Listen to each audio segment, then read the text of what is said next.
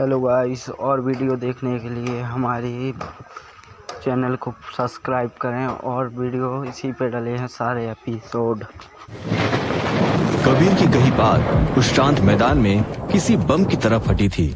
अभिनव, जो अभी अभी अपनी जीत का जश्न मना रहा था, कबीर के ये शब्द सुनकर वही जम गया। उसके चेहरे की गर्व भरी मुस्कान एक झटके में हैरानी और अविश्वास में बदल गई। ऐसे में वो कबीर को देखते हुए बोला, क्या खराब? तुमने देखा नहीं मैंने क्या किया? मैंने तुम्हारे इन पत्थर जैसी बोरियों को मिनटों में तोड़ कर रख दिया, 10 की 10, और तुम इसे खराब परफॉर्मेंस कह रहे हो। अभिनव के सवाल पर कबीर ने एक गहरी सांस ली और गंभीरता से कहा, मैंने आपका जोश देखा, लेकिन साथ ही मैंने ये भी देखा कि उन 10 बेजान बोरियों को तोड़ने के बाद अब आप जोर जोर से हाफ रहे हैं। आपके माथे पर पसीना है और आपकी सांसें आपके काबू में नहीं है। कबीर फिर एकदम आगे बढ़ा और जमीन पर पड़ी बोरियों की तरफ इशारा करते हुए आगे बोला, ये सिर्फ मिट्टी की बोरियां थी बॉस। ना ये तो पलटकर आप पर हमला कर सकती थी, ना ही अपनी जगह से हिल सकती थी, और इन्हें तोड़ने में आपने अपनी इतनी सारी एनर्जी बर्बाद कर दी। सोचिए, अगर इनकी जगह 10 जिंदा प्रोफेशनल फाइटर्स होते तो आपका क्या हाल होता। अभिनव एक पल के लिए खामोश हो गया। उसे महसूस हुआ कि कबीर की बात में दम था। अभिनव भी जानता था कि वो थक चुका था, लेकिन उसे लगा था कि उसका थकना स्वाभाविक था, क्योंकि उसने अपनी ताकत का इस्तेमाल किया था, इसलिए उसे थकान तो होनी ही थी। ऐसे में अभिनव अपनी सांसें संभालते हुए बोला, तो तुम कहना क्या चाहते हो कबीर? अभिनव की आवाज में अब घमंड नहीं बल्कि सीखने की इच्छा झलक रही थी। वो जानता था कि कबीर कई सालों तक सबसे एडवांस मिलिट्री में काम कर चुका था, और ऐसे में अभिनव उससे हमेशा कुछ न कुछ सीख सकता था। इधर कबीर ने एक गहरी सांस ली और फिर कहा, बॉस, लड़ाई सिर्फ ताकत का खेल नहीं है, ये स्टैमिना, स्ट्रेटजी और एनर्जी मैनेजमेंट का खेल है। दुनिया के सबसे खतरनाक फाइटर्स वो नहीं होते जो सबसे तेज मुक्का मारते हैं, बल्कि वो होते हैं जो लड़ाई के आखिरी सेकंड तक अपने पैरों पर खड़े रहते हैं। प्रोफेशनल लड़ाइयों में ज्यादातर फाइटर्स लड़ाई की शुरुआत में डिफेंसिव खेलते हैं। वो जानबूझकर अपने ओपोनेंट को हमला करने का मौका देते हैं ताकि उसकी एनर्जी ड्रेन हो सके। वो उसके हर एक वार को झेलते हैं, उसे थकाते हैं, और जब ओपोनेंट थक कर चूर हो जाता है, जब उसके मुक्कों में वो दम नहीं रहता, तब वो अपना असली खेल शुरू करते हैं। उस वक्त एक हल्का सा सही जगह पर मारा गया मुक्का भी ओपोनेंट को नॉकआउट करने के लिए काफी होता है। आपने हर बोरी पर अपनी पूरी ताकत लगा दी, आपने जरूरत से ज्यादा एनर्जी खर्च की। असली लड़ाई में आपको अपने शरीर की ताकत का इस्तेमाल एक हथियार की तरह नहीं, बल्कि एक खजाने की तरह करना होता है। उससे बचाकर रखना होता है बॉस। आपको सिर्फ उतना ही करना है जितने से आपका काम हो जाए। A bare minimum. दुश्मन को हराने के लिए या उसे नॉकआउट करने के लिए जितनी ताकत चाहिए, सिर्फ उतनी ही इस्तेमाल करनी है। इसे कहते हैं एफिशिएंट फाइटिंग। कबीर की एक एक बात अभिनव के दिमाग में किसी हथौड़े की तरह लग रही थी। उसे आज पहली बार एहसास हुआ कि वो अब तक कितनी बड़ी गलती करता आया था। वो हमेशा अपनी पूरी ताकत से लड़ता था, ये सोचे बिना कि लड़ाई कितनी लंबी चल सकती है। इसी वजह से अभिनव को ज्यादा थकान रहा करती थी। उसे अपनी ताकत पर पहले घमंड था, लेकिन आज कबीर ने उसे उस घमंड का दूसरा पहलू भी दिखा दिया था। और सबसे बड़ी बात ये थी कि इतना कुछ जानते हुए भी कबीर को रत्ती भर भी घमंड नहीं था। अभिनव को फिलहाल उसकी यही बात सबसे अच्छी महसूस हो रही थी। ऐसे में वो एक गहरी सांस लेकर हाँ में सिर हिलाते हुए बोला, तुम सही कह रहे हो कबीर, मैंने इस तरह से कभी सोचा ही नहीं। मैं हमेशा अपनी पूरी ताकत से लड़ता आया था, और लड़ने के बाद थक भी जाया करता था।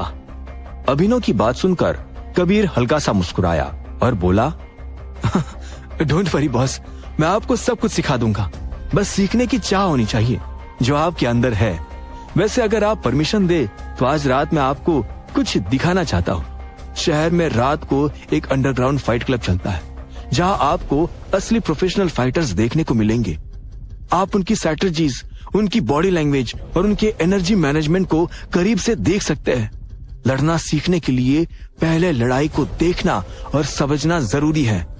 कबीर की बात सुनकर अभिनव तपाक से बोला, बिल्कुल, मैं जरूर चलना चाहूंगा।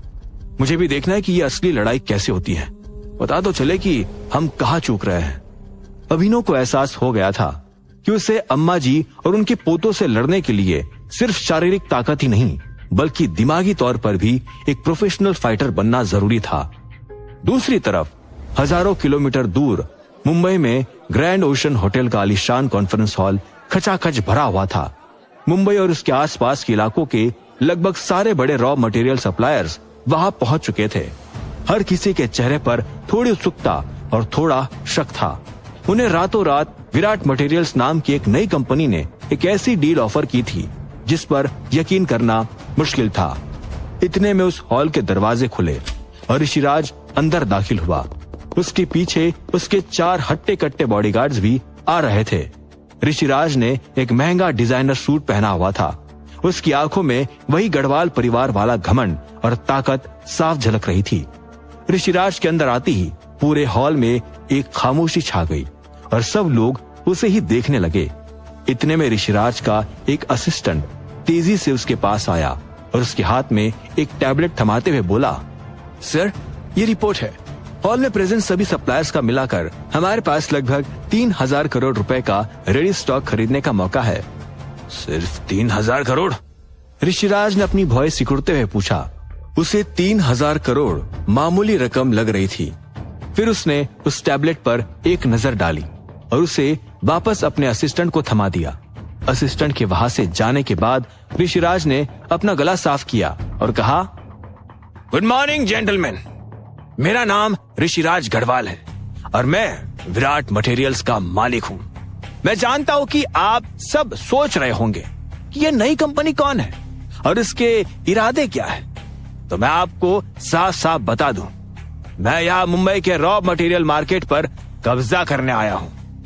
ऋषिराज की ये दमदार शब्द पूरे हॉल में गूंजने लगे थे। उसकी इस बेबाक बात से सभी लोगों ने एक दूसरे के कानों में फुसफुसाना शुरू कर दिया। कुछ लोगों को उसकी बात पसंद आई थी, वहीं कुछ लोगों को वो बदतमीजी लग रही थी। हालांकि इतने में ऋषिराज ने आगे कहा, अपनी कंपनी की शुरुआत मैं आप सबका सारा रेडी स्टॉक खरीद कर करना चाहता हूँ। जो रिपोर्ट मुझे मिली है उसके हिसाब से आप सबके पास कुल मिलाकर लगभग 3000 करोड़ का माल है। मैं आप सभी का सारा माल मार्केट वैल्यू यानी पूरे 3000 करोड़ रुपए में खरीदने के लिए तैयार हूँ और पेमेंट आपको तुरंत ऑन द स्पॉट मिलेगी। ये सुनते ही हॉल में जैसे एक भूचाल आ गया था। सभी लोग अपनी कुर्सियों पर सीधे होकर बैठ गए। उन्हें अब भी अपने कानों पर विश्वास नहीं हो रहा था। एक ही झटके में 3000 करोड़ का बिजनेस, वो भी इंस्टेंट पेमेंट के साथ। ये ऑफर उनके लिए किसी सपने से कम नहीं था। ये मजाक तो नहीं है? एक बुजुर्ग सप्लायर ने खड़े होकर पूछा। वो फिर गहरी आवाज में आगे बोले, आप इतनी बड़ी रकम एक साथ कैसे दे सकते हैं? क्या गारंटी है कि आपका चेक बाउंस नहीं होगा? उस बुजुर्ग के सवाल पर ऋषिराज मुस्कुराने लगा। ये वही सवाल था जिसका वो इंतजार कर रहा था। ऐसे में ऋषिराज एक गहरी सांस लेकर बोला, मैं आपको अभी गारंटी दिखाता हूँ। उसने अपने असिस्टेंट को इशारा किया, जिसने फिर तुरंत स्टेज पर एक बड़ी सी स्क्रीन पर ऋषिराज का लैपटॉप कनेक्ट कर दिया था। ऋषिराज ने लैपटॉप पर अपना इंटरनेशनल बैंक अकाउंट खोला और फिर उसका बैंक बैलेंस पूरी स्क्रीन पर चमकने लगा। 10,000 करोड़ रुपए! पूरा हॉल उस रकम को देखकर सन्न रह गया था। इतने में ऋषिराज ने थोड़े घमंड भरे सुर में आगे कहा, जेंटलमैन, ये तो सिर्फ मेरा एक अकाउंट है। मैं चाहूं तो आप सबकी सप्लाई कंपनीज को एक झटके में खरीद सकता हूं। आपका स्टॉक तो बहुत छोटी चीज है, लेकिन मैं यहाँ बिजनेस करने आया हूँ, आप लोगों को बर्बाद करने नहीं। ऋषिराज का ये पावर प्ले काम कर गया था। अब किसी को भी उसके इरादों पर कोई शक नहीं था। सबके मन में सिर्फ लालच था। जब ऋषिराज ने महसूस किया कि सभी लोग उसके ऑफर की तरफ झुकते जा रहे थे, तब उसने अपना आखिरी दाव खेलने का सोचा। उसने तुरंत अपना गला साफ किया और कहा, अब मैं यहाँ सिर्फ 1 घंटे तक बैठूंगा।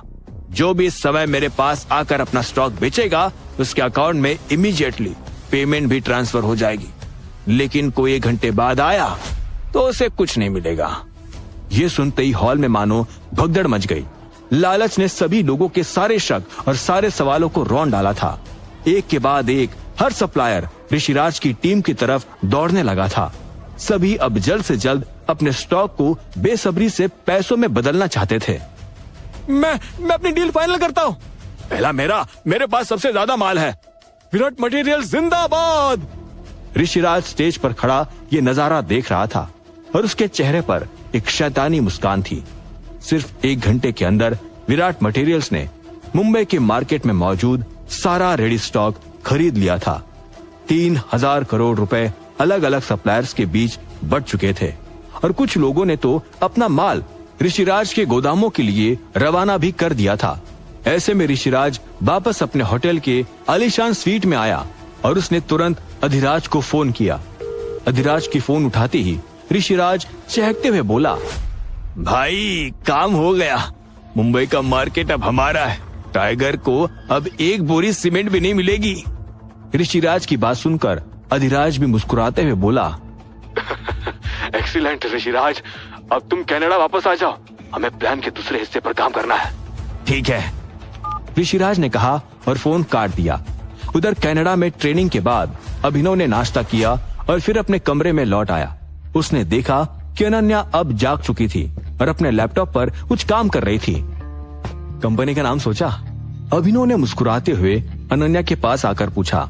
अनन्या ने लैपटॉप से नजरें हटाई और अभिनव की तरफ देखकर धीरे से कहा, मैं अपने कंपनी का नाम एलन मटेरियल्स रखना चाहती हूँ। Elon materials?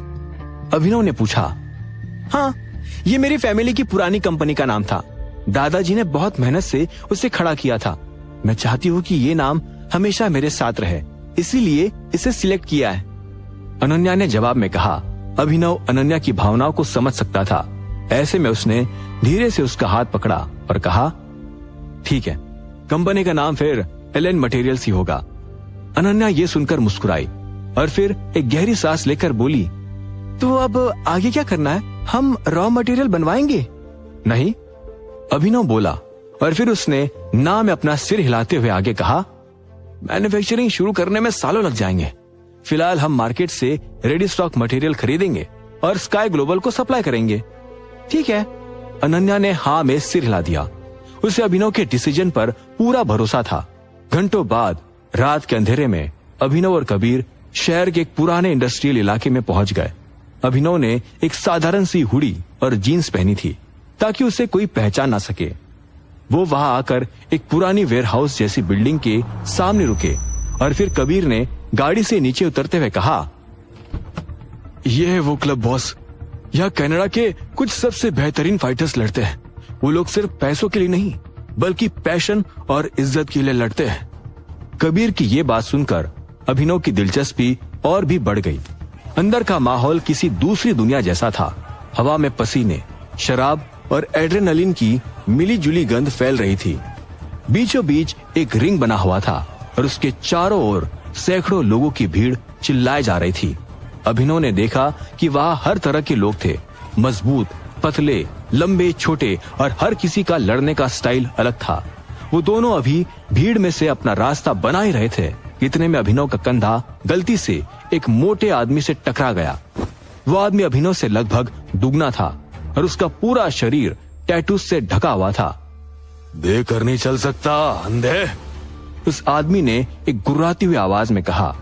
ऐसे में अभिनव ने उसे घूरते हुए गहरी आवाज में बोला, गलती तुम्हारी भी थी दोस्त, रास्ता दोनों के लिए होता है। जुबान लड़ाता है साले। उस आदमी का पारा अचानक बढ़ गया। उसने तुरंत अभिनव का कॉलर पकड़ लिया और गुस्से में आगे कहा, जानता नहीं मैं कौन हूँ? जानकर क्या करूंगा? अभिनव ने रूखी आवाज में कहा।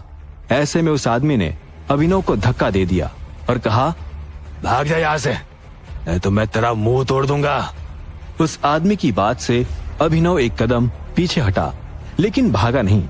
उसने अपनी हुडी की कैप उतारी और वो उस आदमी को घूरते हुए रूखी आवाज में बोला, अगर इतना ही शौक है लड़ने का तो रिंग में चल, पता चल जाएगा किसका मुंह टूटता है। अब आगे क्या होगा क्या अभिनव उस मोटे खतरनाक आदमी से लड़ पाएगा? कबीर उसके इस चैलेंज पर कैसे रिएक्ट करेगा? और अगर अभिनव हार गया फिर क्या होगा? क्या होंगे इन सभी सवालों के जवाब? जानने के लिए सुनते रहिए आगे।